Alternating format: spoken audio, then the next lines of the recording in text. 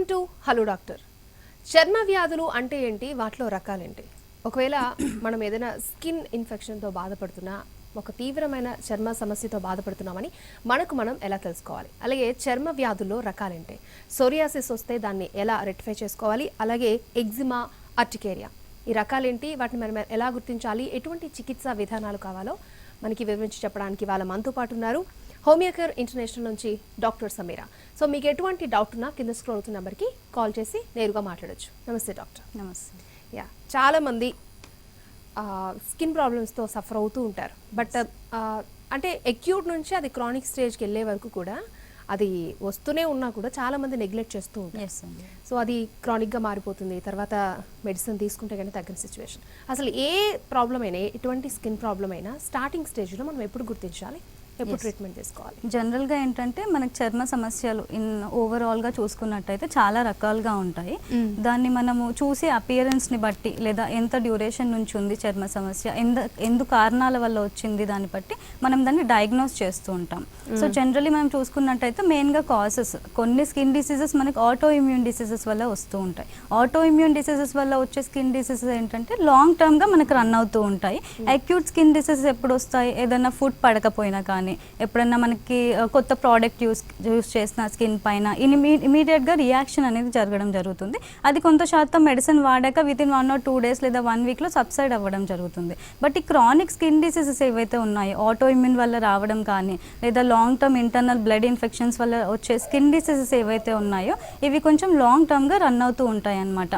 Auto immune skin ఎలర్జీసే కాకుండా ఎవరైతే long టర్మ్లో ఏదైనా మెడిసిన్ యూజ్ చేసినా ఆ మెడిసిన్ సైడ్ ఎఫెక్ట్స్ వల్ల కూడా స్కిన్ డ్రైనెస్ అవ్వడం, స్కిన్ మీద ఎరప్షన్స్ రావడం మనం ఎక్కువగా చూస్తూ ఉంటాం ఈ మధ్య కాలంలో.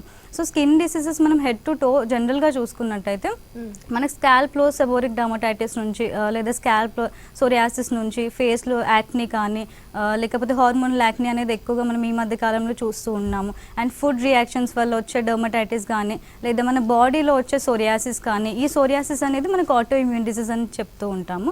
అండ్ విటిలిగో కానీ, ఇవి బాడీ మీద ఎక్కువగా రావడం జరుగుతుంటుంది. సో మెయిన్గా పీపుల్ సఫర్ అయ్యేది లాంగ్ టర్మ్లో మనం చూసుకున్నట్టయితే సోరియాసిస్, అర్టికేరియా, లేదా ఎగ్జిమా కానీ, లేదా విటిలిగో అన్న వైట్ ప్యాచెస్ కానీ, ఇలాంటి వాటితో ఎక్కువగా సఫర్ అవుతూ ఉంటారు.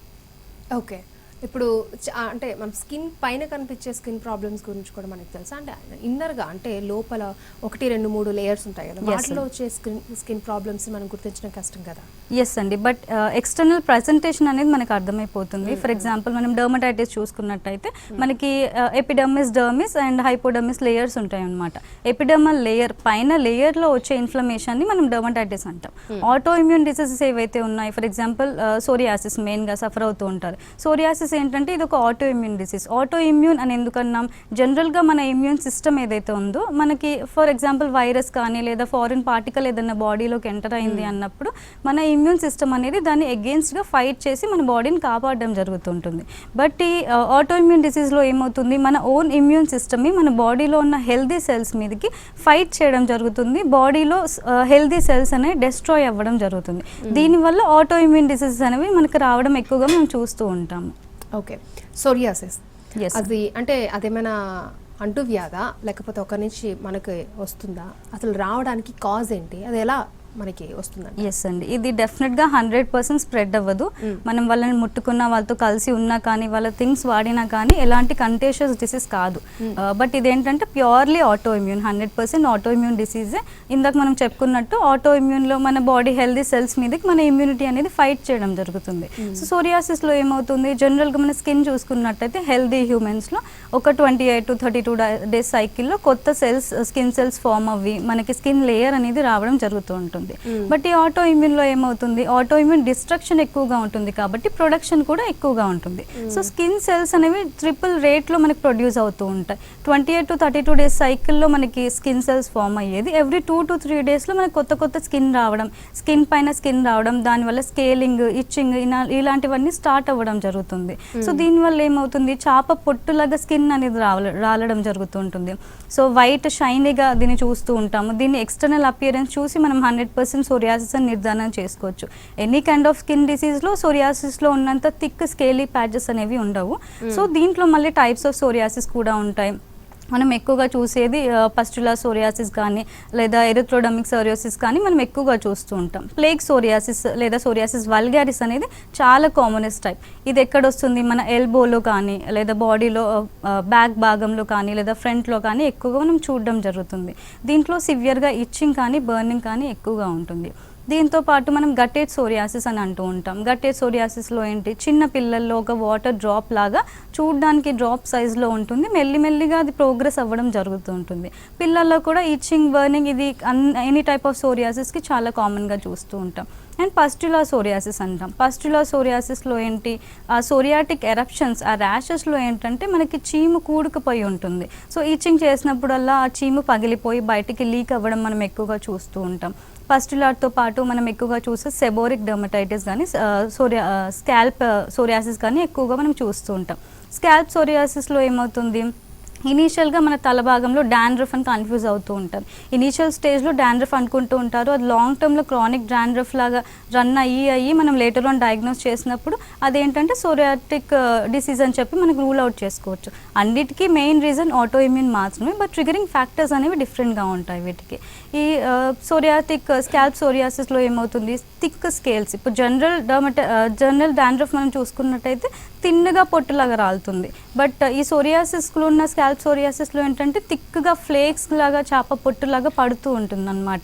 అండ్ ఈ హెయిర్ లైన్ బార్డర్లో మనకి ఎరప్షన్స్ రెడ్డిష్గా ఫామ్ అవ్వడం మనం చూస్తూ ఉంటాం.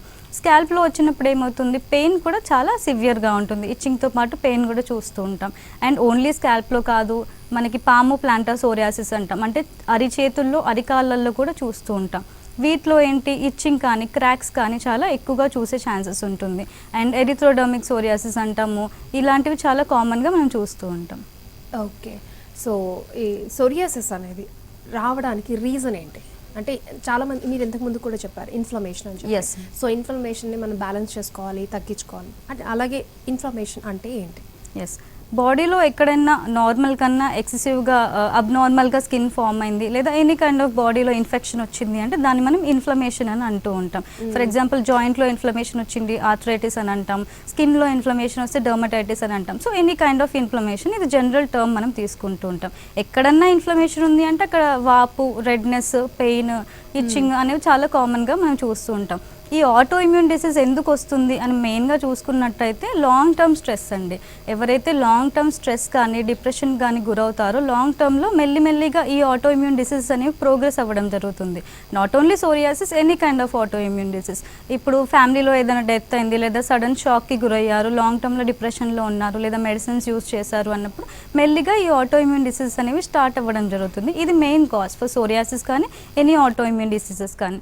దీంట్లో ట్రిగర్స్ అనేవి ఎక్కువగా ఉంటాయి. ట్రిగర్స్ ఎప్పుడు మెయిన్గా సోరియాసిస్లో సీజనల్ ట్రిగర్స్ అనేవి ఉంటాయి. అంటే వింటర్లో చాలా ఎక్కువగా ఉంటుంది.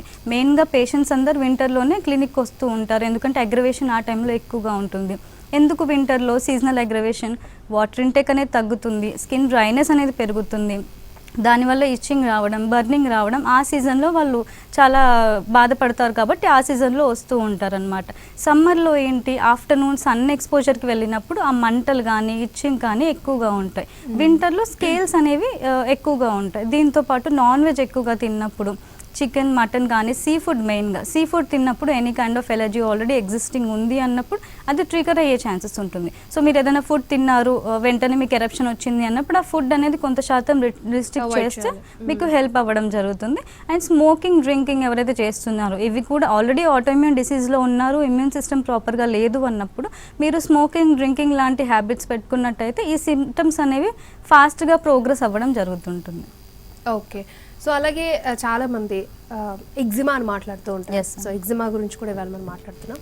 సో బోర్న్ బేబీలో కూడా నేను ఎగ్జిమా వచ్చిన కండిషన్ మనం చూసాం. సో పుట్టిన పిల్లల్లో ఎగ్జిమా ఎందుకు వస్తుందంట? ఎస్, ఫ్యామిలీ హిస్టరీలో జెనెటికల్లీ ఏదైనా స్కిన్ కంప్లైంట్స్ ఉన్నా, so any kind of disease మన ఫాదర్స్కి కానీ లేదా గ్రాండ్ పేరెంట్స్కి కానీ ఉంది అంటే జెనెటికల్లీ డెఫినెట్గా పాస్ ఆన్ అయ్యే ఛాన్సెస్ ఎక్కువగా ఉంటుంది. సో అది ఎప్పుడు ట్రిగర్ అవుతుంది, ఏదైనా అబ్నార్మల్ కండిషన్స్ ఉన్నా కానీ, మనలో స్ట్రెస్ తీసుకున్నా కానీ, ఫుడ్ హ్యాబిట్స్ ప్రాపర్గా లేకుండా, ఫర్ ఎగ్జాంపుల్ ఈ మధ్య కాలంలో సెడెంటరీ లైఫ్ స్టైల్ అన్నాం, ఈ లైఫ్ స్టైల్ వల్ల కూడా ఇవి ట్రిగర్ అయ్యే ఛాన్సెస్ ఎక్కువగా ఉన్నది. పిల్లల్లో ఏంటంటే బై బర్త్ వచ్చే ఎగ్జిమా కానీ డర్మటైటిస్ కానీ ఫర్దర్గా మళ్ళీ ఆన్ అండ్ ఆఫ్ క్లియర్ అయ్యే ఛాన్సెస్ ఎక్కువగా ఉంటుంది. విత్ ఇన్ 1 month కానీ 2 months కానీ కంప్లీట్లీ బెటర్ అయ్యే ఛాన్సెస్ ఉంటుంది. బట్ ఎప్పుడైతే మధ్యలో చిల్డ్రన్కి కానీ లేదా మిడిల్ ఏజ్ వాళ్ళలో కానీ యంగ్ అడల్ట్స్లో కానీ ఎప్పుడైతే డర్మటైటిస్ వస్తుందో అది సీజన్ వైజ్ మళ్ళీ ట్రిగర్ అయ్యే ఛాన్సెస్ ఎక్కువగా ఉంటుందన్నమాట. సో ఈ డర్మటైటిస్ ఎగ్జిమా రెండు ఓకే మనం చూసుకున్నట్టయితే ఎగ్జిమాని డర్మటైటిస్ అని కూడా అంటూ ఉంటారు. మనం ముందుగా చెప్పుకున్నట్టు ఇన్ఫ్లమేషన్, స్కిన్ లేయర్ పైన ఎక్కడైతే ఇన్ఫ్లమేషన్ వస్తుందో ఇది జనరల్లీ స్కిన్ ఇన్ఫెక్షన్స్ కానీ ఫుడ్ ఎలర్జీస్ కానీ లేదా పాలన్ అంటాం, బయట చెట్ల దగ్గర మధ్యలో తిరిగినా కానీ ఏదైనా ఇన్ఫెక్షన్స్ మనకు అటాక్ అయినా కానీ ఈ డర్మటైటిస్ వచ్చే ఛాన్సెస్ ఎక్కువగా ఉంటుంది. దీంట్లో కూడా మనం టైప్స్ అనేది చూసుకోవచ్చు. డర్మటైటిస్లో ఎటోపిక్ డర్మటైటిస్ అనేది చాలా కామన్గా చూస్తూ ఉంటాం. అటోపిక్ డర్మటైటిస్లో ఏంటి మనకి ఆర్మ్స్లో కానీ షోల్డర్లో కానీ ఇలాంటి వాటిల్లో ఎక్కువగా మనం చూసే ఛాన్సెస్ ఎక్కువగా ఉంటుంది. ఇచ్చింగ్ అండ్ బర్నింగ్ చాలా కామన్గా ఉంటుంది. సోరియాసిస్ డర్మటైటిస్ మనం డిఫరెన్షియేట్ చేయాలి అంటే డర్మటైటిస్ ఇచ్చింగ్ అనేది చాలా సివియర్గా ఉంటుంది. సోరియాసిస్లో ఇచ్చింగ్ మనం చూసుకున్నట్టయితే విత్ స్కేలింగ్ ఉంటుంది. అది typical symptom of psoriasis. White shiny scales అంటాం, ఫ్లేక్స్ అంటాం. సో అది సోరియాసిస్ మనం డయాగ్నోస్ చేసుకోవచ్చు. డర్మటైటిస్లో స్వెల్లింగ్ కూడా ఉండే ఛాన్సెస్ ఉంటుంది అండ్ కాంటాక్ట్ డర్మటైటిస్ అంటాం. కాంటాక్ట్ డర్మటైటిస్లో ఏంటి వేరే వాళ్ళకు ఉంది అన్నప్పుడు కాంటాక్ట్లో వచ్చే ఛాన్సెస్ ఉంటుంది కొన్ని టైప్ ఆఫ్ డర్మటైటిస్లో. అండ్ ఇంకొకటి ఏంటంటే ఎరిథ్రోడర్మిక్ కానీ లేదా సెబోరిక్ డర్మటైటిస్ చాలా కామన్. మనం ఇందాక స్కాల్ప్ సోరియాసిస్ అనుకున్నాం, మళ్ళీ దీంట్లో ఏంటంటే సెబోరిక్ డర్మటైటిస్ అంటాం. సెబోరిక్ డర్మటైటిస్లో కూడా డాండ్రఫ్ లాగా మనకి తల భాగంలో స్కేల్స్ రాలడం ఇలాంటివి మనం ఎక్కువగా చూస్తుంటాం. కొంతమందికి స్కిన్ ఫోల్డ్స్లో సోరియాసిస్ వస్తూ ఉంటుంది. స్కిన్ ఫోల్డ్స్లో దాన్ని ఇన్వర్స్ సోరియాసిస్ అని అంటూ ఉంటాం. ఎక్కడ మనకి ఎల్బోస్ ఫోల్డ్ దగ్గర లేదా నీ జాయింట్ వెనక భాగంలో, ఫీమేల్స్కి బ్రెస్ట్ కింద భాగంలో అక్కడ ఫామ్ అయ్యే ఛాన్సెస్ ఎక్కువగా ఉంటుంది. ఓకే, సో ఒకరి నుంచి ఒకరికి వ్యాప్తి చెందే స్కిన్ అలర్జీస్ ఏమై ఉండొచ్చు అంటారు? ఫంగల్ ఇన్ఫెక్షన్స్ మెయిన్గా. ఫంగల్ ఇన్ఫెక్షన్స్ అనేవి చాలా కామన్గా స్ప్రెడ్ అవుతూ ఉంటాయి. ఈ కాంటాక్ట్ డర్మటైటిస్ కొంత శాతం స్ప్రెడ్ అవుతూ ఉంటాయి. ఫంగల్ ఇన్ఫెక్షన్స్ ఏంటంటే ఫ్యామిలీలో ఒకరికి వచ్చిందంటే డెఫినెట్గా ఇంకొకరికి వచ్చే ఛాన్సెస్ ఉంటుంది. సో అలాంటి వాళ్ళు ఏంటంటే సపరేట్గా మీ టవల్స్ కానీ మీ థింక్ కానీ సపరేట్గా పెట్టుకొని యూస్ చేసుకొని మెడిసిన్ తీసుకున్నట్టయితే గ్రాడ్యువల్గా అది కూడా తగ్గే అవకాశం ఉంటుంది. బట్ ఆ స్కిన్ బ్లాక్నెస్ అనేది ఎక్కువగా ఉంటుంది, స్కిన్ డిస్కలరేషన్ ఎక్కువగా ఉంటుంది. ఫంగల్లో కూడా మనకి అబౌవ్ డౌన్వర్డ్స్ అంటాం, పైనుంచి కిందికి స్లోగా స్ప్రెడ్ అవుతూ ఉంటుంది ఒక పార్ట్లో వచ్చింది అంటే. సోరియాసిస్లో ఏంటంటే డిఫరెంట్గా ఆటోఇమ్యూన్ కాబట్టి ఏ పార్ట్లో వచ్చింది మనం చెప్పలేము. బట్ దీంట్లో అయితే ఒక పార్ట్లో వచ్చిందంటే డెఫినెట్గా ఓవరాల్గా స్ప్రెడ్ అయ్యే ఛాన్సెస్ ఉంటుంది. ఓకే, సో ఎగ్జిమాని మనం ఎలా డయాగ్నోస్ చేయాలి? సో అంటే నార్మల్గా ఎగ్జిమా కండిషన్లో ఎక్కువ మాయిశ్చర్ ఉండాలి అని అంటూ ఉంటారు. సో దానికి మొత్తానికి మనం దాన్ని క్యూర్ చేయొచ్చు అంటారా ఎగ్జిమా ఒకవేళ వస్తే? ఎస్, డర్మటైటిస్ ఆటోఇమ్యూన్ కాదు కాబట్టి వీ కెన్ క్యూర్ కొంత శాతం వరకు, but management is very important. So ఏ డిసీజ్ అయినా కంప్లీట్ క్యూర్ కన్నా మనం మేనేజ్మెంట్ అని అనుకుంటే it is well and good. So డర్మటైటిస్లో ఏంటంటే మీకు సీజనల్ అగ్రవేషన్స్ డర్మటైటిస్లో కూడా వస్తూ ఉంటాయి కాబట్టి సో సీజన్ చేంజ్ అయింది అన్నప్పుడు మెల్లిగా ప్రికాషనరీ మెజర్స్ తీసుకోవడము లేదా ఫ్రెష్ ఫ్రూట్స్ ఇంటేక్ ఎక్కువగా తీసుకోవడం, ఏవైతే ట్రిగర్స్ ఉన్నాయో ఇప్పుడు sea food, chicken, non veg అలాంటివి ట్రిగర్ అవుతాయని చెప్తున్నాం కాబట్టి ఈ డర్మటైటిస్లో అలాంటివి కొంత శాతం దూరంగా పెట్టి అండ్ యంగ్ అడల్ట్స్లో కానీ పెద్దవాళ్ళలో వచ్చిందంటే మెడిసిన్ అనేది డెఫినెట్గా తీసుకోవాలి. డయాగ్నోసిస్ అనేది మనం బై అపియరెన్స్ అనేది మనం డయాగ్నోస్ చేసుకోవచ్చు. ఎందుకంటే సోరియాసిస్లో స్కేల్స్ ఉంటాయన్నాము, అట్టికేరియాలో దద్దుర్లు లాగా వస్తూ ఉంటాయి. అండ్ ఈ డర్మటైటిస్లో ఏంటంటే మనకి స్కిన్ డ్రైనెస్ అనేది ఎక్కువగా ఉంటుంది, స్వెల్లింగ్ ఉంటుంది, బ్లీడింగ్ కూడా అయ్యే ఛాన్సెస్ ఎక్కువగా ఉంటుంది. సో డర్మటైటిస్ ఉన్న వాళ్ళందరూ ఒకసారి ఫిజికల్ ఎగ్జామిన్ చేయించుకోండి. అండ్ దాంతోపాటు ఇన్వెస్టిగేషన్లో బ్లడ్ ప్రొఫైల్ ఒకసారి ఎలర్జిక్ టెస్ట్ చేయించుకోవడము లేదా ఈఎస్ఆర్, సిఆర్పి, ఐజీ లెవెల్స్ అనేవి నోట్ చేసుకున్నట్టయితే ఫర్దర్గా మనము బెటర్ అయ్యే కొద్ది సిమ్టమ్స్ మీరు ఎవ్రీ 4 months మళ్ళీ ఐజీ ప్రొఫైల్ చేపిస్తే అది తగ్గుతుందా లేదా నార్మల్ లెవెల్స్లో ఉందా లేదా ఇంకా ప్రోగ్రెస్ అవుతుందా డిసీజ్ అనేది మనం రూల్ అవుట్ చేసుకోవచ్చు. ఓకే, ఐ థింక్ బ్లడ్లో ఎసినోఫైల్స్ కౌంట్ ఎక్కువ అవడం వల్ల ఇలాంటివి వస్తూ ఉంటాయి అంటారు. ఎస్, బ్లడ్ ఇన్ఫెక్షన్స్ ఎప్పుడున్నా ఈఎస్ఆర్, సిఆర్పి కానీ ఇసినోఫిల్స్ కానీ లేదా అలర్జిక్ ఆస్తమా కానీ ఇలాంటివి ఉన్నా కానీ బ్లడ్లో మనకి ప్రొఫైల్లో కనిపిస్తూ ఉంటుంది. ఐజీ లెవెల్స్ మెయిన్గా రైనైటిస్, ఆస్తమా, బ్రాంకైటిస్ ఇలాంటివి ఎనీ కైండ్ ఆఫ్ ఎలర్జీస్ బాడీలో ఉన్న. సో నోస్ కంప్లైంట్సే కాదు మనకి స్కిన్ కూడా కైండ్ ఆఫ్ ఎలర్జీ కాబట్టి మనకి ఐజీ లెవెల్స్ అనేది కొంతమందిలో పెరిగే శాతం ఉంటుంది. బట్ కొంతమందిలో ఈ లెవెల్స్ అన్ని నార్మల్ ఉన్నప్పటికీ కూడా ఫుడ్తో ట్రిగర్ అవుతూ ఉంటాయి.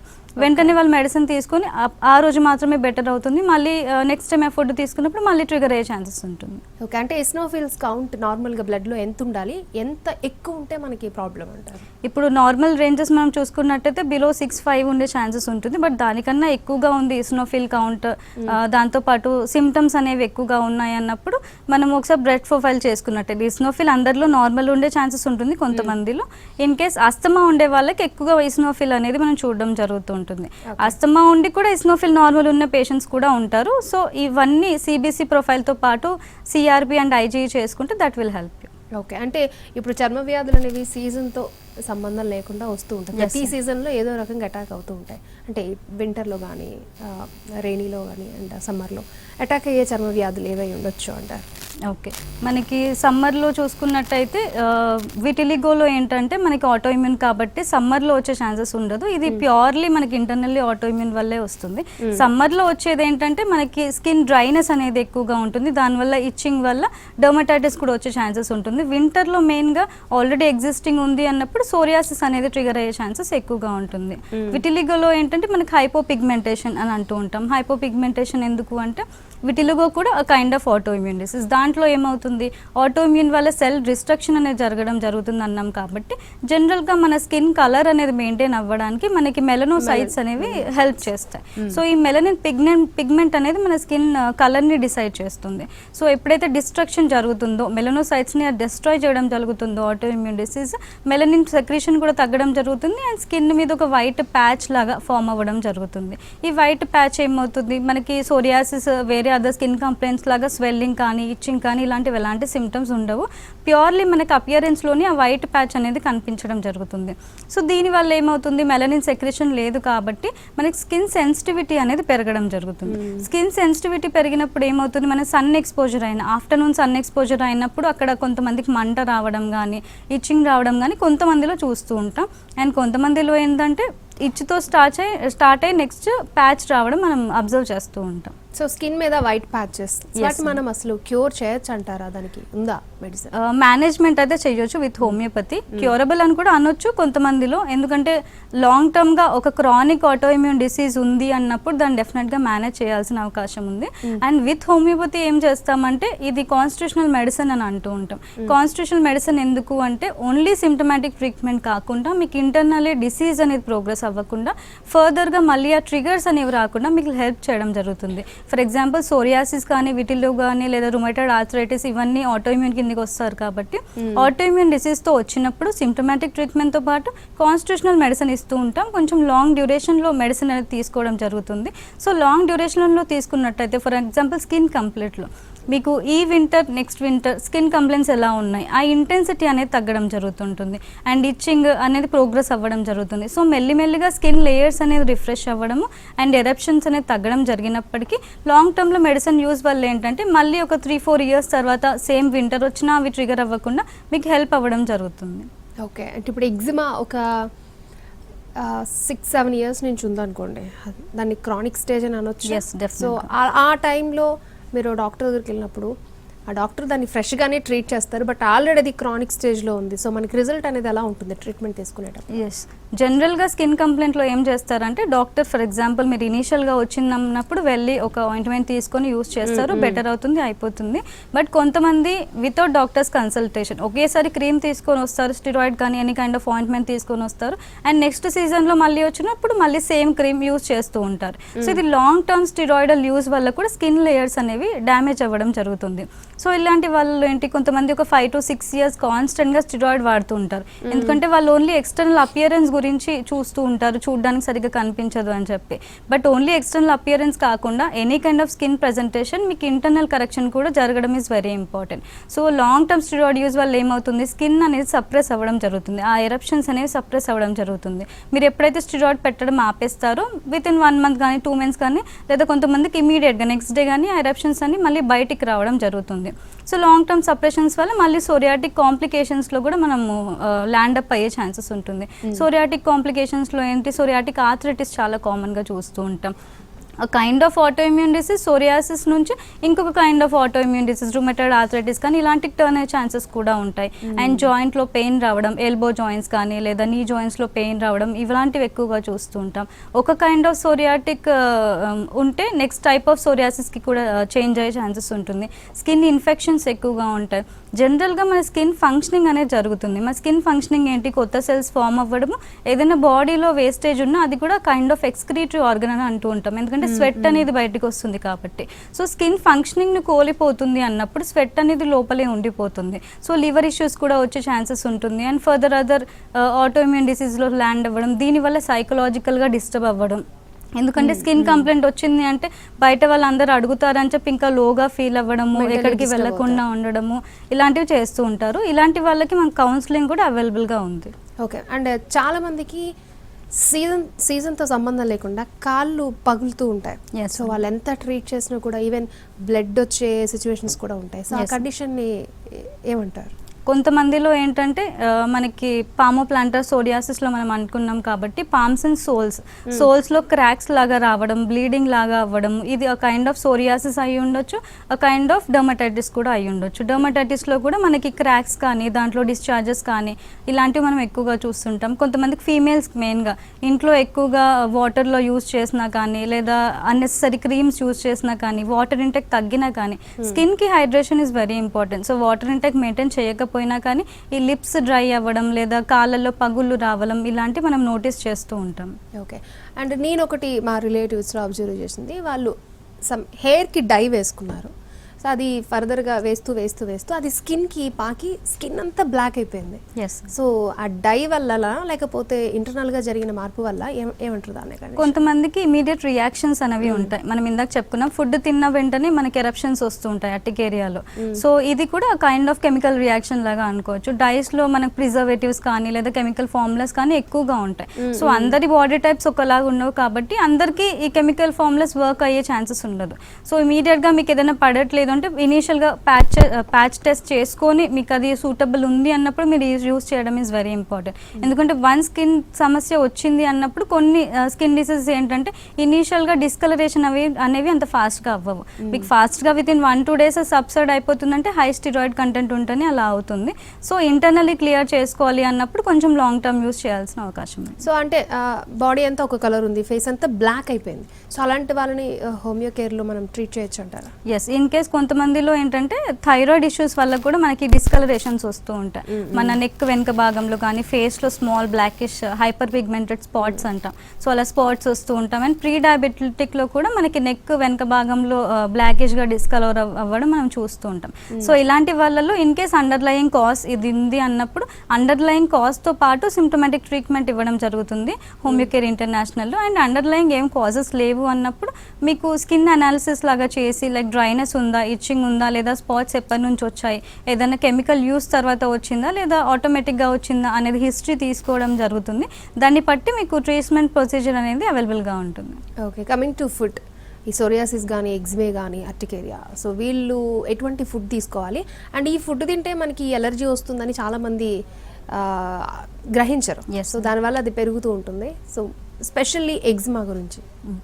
ఎస్ అండి. ఎనీ కైండ్ ఆఫ్ స్కిన్ డిసీజ్లో మనం చూసుకున్నట్టయితే ఫుడ్ అగ్రవేషన్స్ ఆర్ చాలా కామన్గా చూస్తుంటాం. సోరియాసిస్ కానీ అర్టికేరియా కానీ ఎగ్జిమా కానీ. ఇప్పుడు సోరియాసిస్లో సీ ఫుడ్ అవాయిడ్ చేయమని చెప్తూ ఉంటాం. డర్మటైటిస్లో ఏంటంటే మనకి నాన్ వెజ్ కూడా ఇచ్చింగ్ పెంచే ఛాన్సెస్ ఎక్కువగా ఉంటుంది. సో నాన్ వెజ్ కొంత శాతం అవాయిడ్ చేయడం, ఎందుకంటే ఒక్కొక్కరికి ఒక్కొక్క ఫుడ్ టైప్ పడదు. కొంతమందికి సోరియాసిస్లో నాన్ వెజ్ సీ ఫుడ్ తిన్నా ఎలాంటి ప్రాబ్లం ఉండదు, కొంతమందికి నార్మల్ ఆలు బ్రింజాల్ ఇలాంటివి తిన్నా మళ్ళీ ఇచ్చింగ్ అవుతుంది అని అంటూ ఉంటారు. సో మీ బాడీ టైప్కి సర్టన్ ఫుడ్ పడట్లేదు అంటే అది ప్రస్తుతానికి ఆపేసి ట్రీట్మెంట్ ప్రొసీజర్లో ఒక 6 months కానీ 8 months అయింది, నెక్స్ట్ సీజన్లో మళ్ళీ మనకి ట్రిగర్ అవ్వట్లేదు డిసీజ్ అన్నప్పుడు మెల్లిగా మీరు ఆ ఫుడ్ అనేది ఇంట్రడ్యూస్ చేసుకోవచ్చు మీ డైట్లో. మనం చూసుకున్నట్టయితే హెల్దీ ఫుడ్ ఆప్షన్స్, మనం ఫ్రెష్ ఫ్రూట్స్ ఎక్కువగా తీసుకున్న స్కిన్కి హెల్ప్ అవుతాయి. అండ్ హెల్దీ వెజ్జెస్ ఎక్కువగా తీసుకుంటే హెల్ప్ అవుతాయి. అండ్ వాటర్ ఇంటెక్ మెయిన్గా 2 to 3 liters in a day water అనేది మెయింటైన్ చేయాలి. అండ్ బ్రింజాల్, ఆలు, సీ ఫుడ్ ఇలాంటివి అవాయిడ్ చేయాలి most of the people. And విటిలిగోలో ఏంటంటే పులుపు పదార్థాలు అవాయిడ్ చేయమని చెప్తుంటాం. విటిలిగోలో ఎలాంటి సిమ్టమాటిక్ ఇచ్చింగ్ బర్నింగ్ ఉండదు కాబట్టి ఈ పులుపు పదార్థాలు ఒకటే మనం అవాయిడ్ చేస్తే better. Vitiligo seafood non వెజ్తో ఎలాంటి ట్రిగర్ అయ్యే ఛాన్సెస్ ఉండదు. And causation is different, triggering factor is different. So already ఉంది అన్నప్పుడు ట్రిగరింగ్ ఫ్యాక్టర్స్ అనేవి మాత్రం దూరంగా ఉంచాలి. ఈ స్మోకింగ్, డ్రింకింగ్ ముందుగా చెప్పుకున్నట్టు అలాంటి వాళ్ళలో కూడా ట్రిగర్ అయ్యే ఛాన్సెస్ ఎక్కువగా ఉంటుంది. ఫ్రెష్ ఫ్రూట్స్తో పాటు కాన్స్టెంట్గా ఏంటంటే మనం యాక్టివిటీ అనేది ఉంచుకోవాలి. కాన్స్టెంట్ క్లోజ్ రూమ్లో ఉండి మార్నింగ్ నుంచి ఈవినింగ్ వరకు వర్క్ చేసుకుంటూ స్ట్రెస్ లెవెల్స్ ఎక్కువగా ఉన్నాయి అన్నప్పుడు ఈవినింగ్స్ వాక్కి వెళ్ళడం, మెడిటేషన్ చేయడం. ఎందుకంటే ఆటోఇమ్యూన్ మెయిన్ ట్రిగర్ స్ట్రెస్ కాబట్టి స్ట్రెస్ రిలీఫ్ కోసం, స్ట్రెస్ మేనేజ్మెంట్ కోసం కొంచెం మెడిటేషన్ లేదా యోగా ఇలాంటివి చేసుకున్నట్టయితే ఫర్దర్గా డిసీజ్ ప్రోగ్రెస్ అవ్వకుండా ఉంటుంది. ఓకే, సో ఈ సన్లైట్ ఎటువంటి ఎఫెక్ట్ చూపిస్తుంది అంటారు? ఈవెన్ క్యూర్ అవ్వడానికైనా ఏదైనా డిసీజ్ రావడానికైనా ఏం చెప్తారు? ఎస్ అండి, జనరల్గా స్కిన్ కంప్లైంట్లో మెయిన్గా విటిలిగో, సోరియాసిస్ వీటిలో ఏంటంటే ఆఫ్టర్నూన్ సన్ ఎక్స్పోజర్ అవాయిడ్ చేయండి అని చెప్తూ ఉంటాము. ఎర్లీ మార్నింగ్ సన్ రైజ్లో ఇట్ ఈస్ వెరీ ఇంపార్టెంట్, దాంట్లో వెళ్ళినా ఎలాంటి ప్రాబ్లం ఉండదు. బట్ ఆఫ్టర్నూన్ సన్ ఎక్స్పోజర్ వల్ల ఏంటంటే ఆ స్కిన్ బర్నింగ్ అవ్వడము లేదా ఇచ్చింగ్ రావడం, విటిలిగోలో మెయిన్లో బర్నింగ్ రావడం మనం ఎక్కువగా చూస్తూ ఉంటాం. డర్మటైటిస్ వాళ్ళకు కూడా సన్ అనేది డస్ట్కి కానీ లేదా మన సన్కి కానీ ఎక్స్పోజ్ అవ్వకుండా ఉండాలి అని చెప్తూ ఉంటాం. దాంతోపాటు ఫుడ్ మేనేజ్మెంట్ కూడా చేసినట్టయితే ఫర్దర్గా హెల్ప్ అవుతుంది. ఓకే, అంటే మీ దగ్గరకు వచ్చిన పేషెంట్స్లో కొన్ని ఇయర్స్ నుంచి సఫర్ అయ్యి వాళ్ళు రిలీఫ్ అయిన కండిషన్స్ ఏమైనా ఉన్నాయా? Yes definitely. సోరియాసిస్ కేసెస్ కూడా 80% బెటర్ అయిన పేషెంట్స్ ఉన్నారు. 2 to 3 years. కొంతమంది ఏంటంటే ఇప్పుడు అవగాహన పెరిగింది కాబట్టి ఇమీడియట్గా హోమియోపతికి రీచ్ అవుతూ ఉంటున్నారు.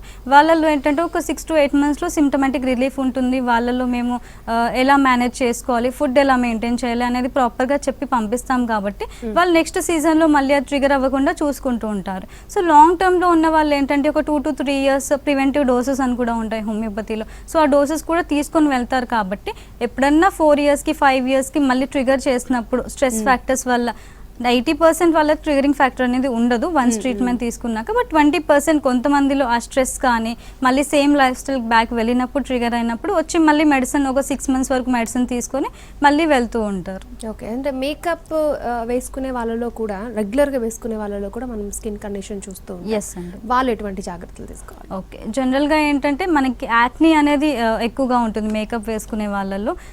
వాళ్ళు కెమికల్స్ యూస్ చేస్తూ ఉంటారు, డిఫరెంట్ ప్రోడక్ట్స్ యూస్ చేసుకుంటూ ఉంటారు. అందరి స్కిన్ టైప్స్ ఒకేలాగా ఉండవు. కొంతమందికి ఆయిలీ, కొంతమందికి డ్రై, కొంతమంది కంబైన్ స్కిన్ అనేది ఉంటుంది కాబట్టి సో ఈ ప్రోడక్ట్స్ ఏవైతే ఉన్నాయో అది యూస్ చేసే ముందు మీరు ప్రాపర్గా ఫేస్ వాష్ చేసుకొని మాయిశ్చరైజర్ కానీ ప్రొటెక్షన్, సన్ ప్రొటెక్షన్ క్రీమ్ కానీ అప్లై చేసుకొని దాని మీద మేకప్ వేసుకున్న తర్వాత మీ షో కానీ లేదా సర్టెన్ అదర్ ఈవెంట్స్ అయిపోయిన తర్వాత ఇమీడియట్గా వచ్చి ఓవర్ నైట్ అలాగే పడుకోకుండా క్లీన్గా వాష్ చేసుకొని ప్రాపర్ మాయిశ్చరైజ్ చేసుకొని ఉన్నట్టయితే ఫర్దర్గా ఆ కెమికల్స్ అనేవి అబ్జర్వ్ అవ్వకుండా మీకు హెల్ప్ అవ్వడం జరుగుతుంది. Right, thank you so much doctor Sameer గారు. చాలా విషయాలు చెప్పారు, ముఖ్యంగా సోరియాసిస్, ఎగ్జిమా వీటి గురించి వివరించి చెప్పినందుకు థ్యాంక్ యూ. రైట్, చూసారు కదా, ఇది ఈనాటి మన హలో డాక్టర్. నమస్తే.